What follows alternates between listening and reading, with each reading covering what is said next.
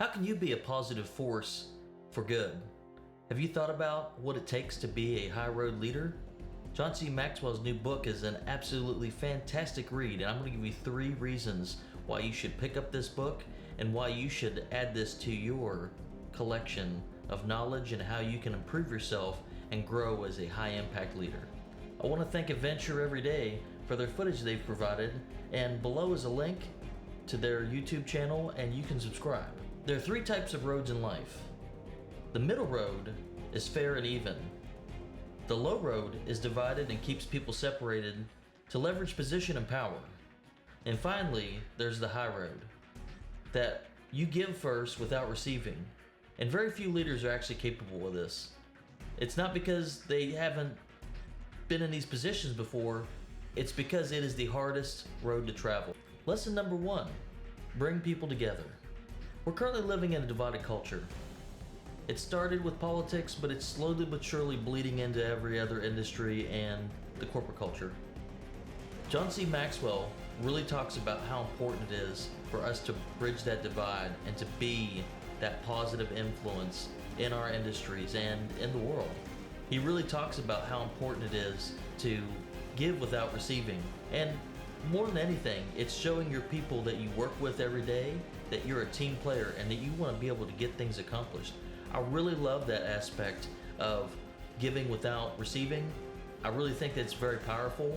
It really shows that you have a lot of character and you're courageous and you're customer oriented. And I think that really shows your team how much you really care about being able to get some of these jobs done. And it just shows what type of person you are. That's a really great attribute that I think a lot of leaders could really grow in. And I think this is the number 1 thing that this book is really good at bringing to light, that there's a bridge that needs to be built, and it has to start with you. You make that decision every day, and I really love the impact that there's such a huge potential for this. So be that leader that people need. I think it's a fantastic attribute, and it's exciting to think about people actually building organizations based on their giving hearts and their leadership capabilities. So it's really fantastic. Lesson number 2, take accountability for your actions. I really love this quote by Gilbert Arland. When an archer misses the mark, they look for the fault within themselves. Failure to hit the bullseye is never the fault of the target. To improve your aim, improve yourself. That's fantastic. I love that quote, and I think it really resonates with me that accountability isn't positive or negative. It is just taking that accountability within yourself, within your teams, and it's just a great reminder that we really are the ones that set the standards as leaders. And I think it's important to keep that in mind, that with accountability, we're showing that we are credible to our teams. And at every level, that is the most important aspect, to be able to present to your leadership, your teams, and to help you grow as a leader. Lesson number 3, don't keep score. John C Maxwell talks about the platinum rule and how you should treat people better than they treat you. That is just such a different way of thinking, especially in the corporate culture. You're almost pre-programmed to try and just be as successful as possible, do whatever it takes. And the way he talks about being a leader just completely goes against the grain. And I really love the aspects that he brings up with this.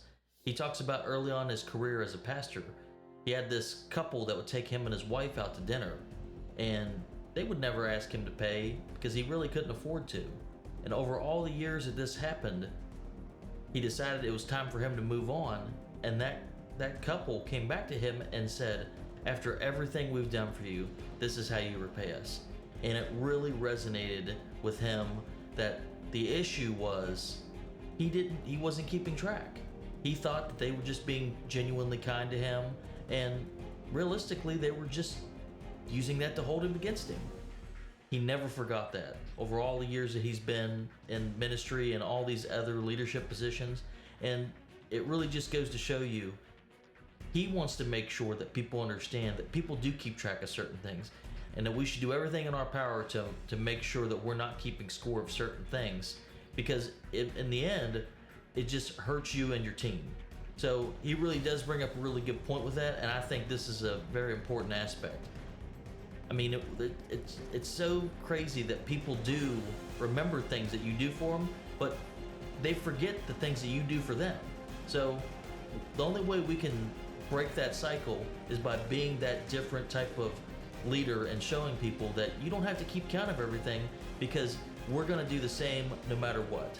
And that is a fantastic thing. I really enjoy this book. I want to tell you right now, if you can, get a copy of this. John C Maxwell is a great leader.